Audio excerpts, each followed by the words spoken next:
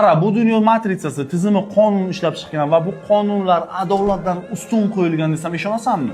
Bu fakt. Qara, dunyoda LGBT, bachkanalik, rasvolikni targ'ib qilayotgan insonlarni olib jazolasan, ularni qulog'ini bursam, qonun menga qanaqa chora ko'radi? Albatta jazolaydi, lekin adolat tarafdan to'g'ri qilganimni hamma biladi.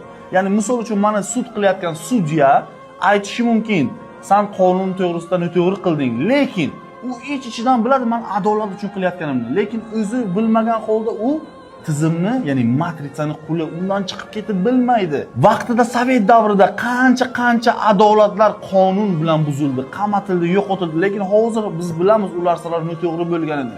Nima uchun bu narsalar qildi? Ya'ni tizim o'ziga istagan narsani, o'ziga kerakli deb bo'lgan narsani qonun bilan qiladi. Ya'ni qonun faqat qashshoqlar uchun ishlaydi, kambag'allar uchun ishlaydi. Chunki qonunni o'zgartirsa bo'ladi, bursa bo'ladi, puling ko'p bo'lsa yo'q qilsa bo'ladi.